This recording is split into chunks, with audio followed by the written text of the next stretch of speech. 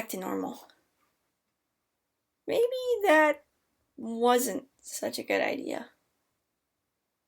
So, last week, we left off with Stephen Austin camping with the Texan army outside the city of Bexar, which General Martin de Cause was holding against him.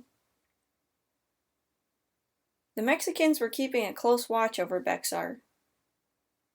There is always danger, whenever a city is threatened, that someone will slip out and give away important information to the enemy. This is what the Mexicans were hoping to avoid. But there was one man, at least, that was able to give them the slip. And that was James Bowie. Bowie was no spy, however. He was a fighter. A son of Kentucky, he had gained quite a reputation for himself in the South as one of the fiercest, toughest men around.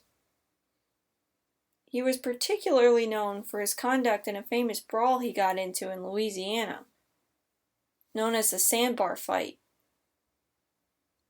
The knife he used during that fight was a large blade with a half-double edge and a curved tip, a special piece invented for him by his brother, Resin. The weapon has since come to be called the Bowie knife, in the brother's honor. While not swinging his fists or wielding his knife, Bowie spent his days as a slave merchant and a sort of land trader. All until he got into hot water due to some shady business practices. Texas was a much safer place for him. He settled down there and married the daughter of a wealthy Tejano. Then he went back into land trading, ran textile mills with his father-in-law, and even found time to squeeze in an adventurous treasure hunt for the lost mine of Las Amalgras. And then Santa Anna became dictator. Bowie's heart was with the Texans, and if there was going to be a fight, he was not one to stay out of it. As soon as he heard the Texans were assembled outside Bexar, he made his way out to join them. And really, at this point, there was nothing left to keep him at home. His wife, 2 little daughters, and his father-in-law had all died from a terrible sickness that swept through Texas. He would be leaving nothing by joining the military. Stephen immediately put Bowie in charge of the 1st Battalion, along with another fellow by the name of James Fannin. One of Bowie's first jobs as co-commander of his battalion was to find a suitable campsite for the army. "And when you have selected a place, report immediately back to me," Austin added. Bowie and Fannin galloped off, and soon set their sights on a small mission very near the city. Concepcion mission. It was near enough to keep an eye on Bexar, but far enough away that they could prepare for counterattacks.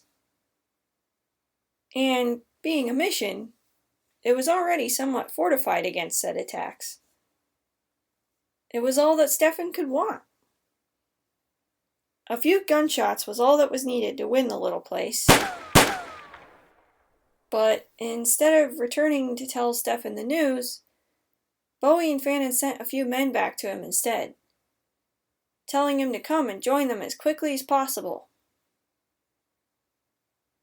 Stephen was quite furious at this direct defiance of his orders.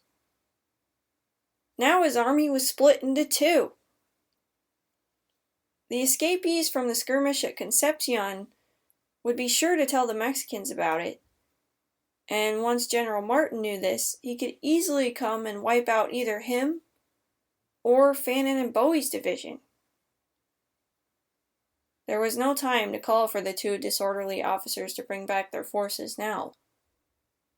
His only choice was to follow them to Concepcion the next morning.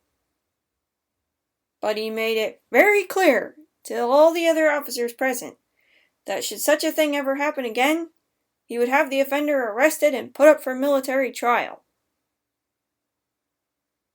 Yeah, that's great. Always very effective. Just scare people into doing what you want. That's right.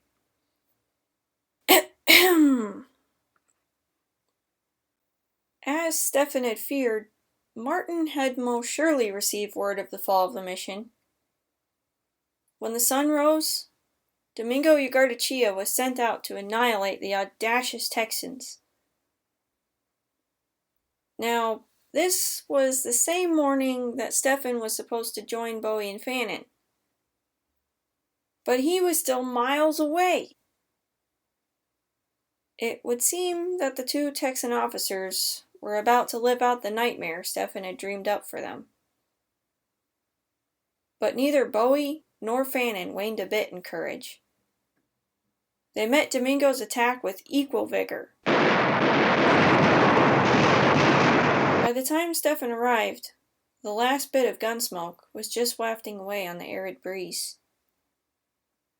He was too late. Too late to witness the Texan victory.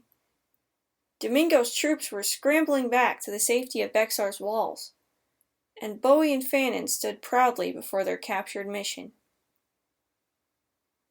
The rest of the Texans were wild with excitement over their success. Stefan may still have been annoyed at the disobeying of his orders, but at least things hadn't gone as he had feared they would. Actually, this could be greatly to his army's advantage, he thought. With their morale so high at the moment, they might be able to take Bexar by storm, even if they didn't have quite as many men as the Mexicans. He proposed an immediate attack on the city. But Bowie and Fannin shook their heads. The Texans may be excited, but the Mexicans had far too many troops, they argued. It was simply impossible. Thus, it was only a letter that Stefan hurled at the limestone walls that day. In it, he called upon General Martin to surrender the city. He received his letter back, with the seal still unbroken, along with a note from the general. I do not speak with rebels. No progress there, then. Stefan next sent scouts to spy out the walls of Bexar. He hadn't entirely given up on the idea of a barefaced assault, but he wanted to be sure he could pull it off. The news the scouts brought back was not encouraging. Way too many soldiers, way too many cannons. Not a good idea. It was going to be a siege after all, it seemed. The Texans began to grumble when they heard there wasn't going to be any more fighting.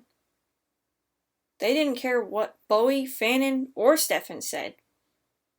We came to fight. Let us fight. They didn't like the idea of spending long weeks or months sitting idly and staring at city walls. Not to mention with winter coming on and all. Stefan was getting thoroughly exasperated. He sent a message back to the Texan Constellation, the newly formed government. This force, it is known to all, is but undisciplined militia, and in some respects of very discordant materials, he wrote. In the name of Almighty God, send no more ardent spirits to this camp.